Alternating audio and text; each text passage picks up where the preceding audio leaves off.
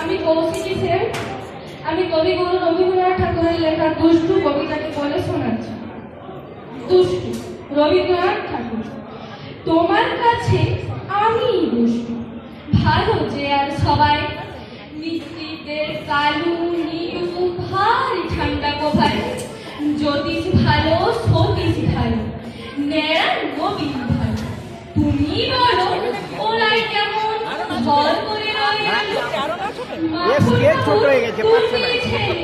দুষ্টু নয় কেউ, তাদের কুকুর বান্ধা করতেছে কেউ কেউ, পাশ করে ভোট লোক কিছু দত্তপাড়ার গবায়।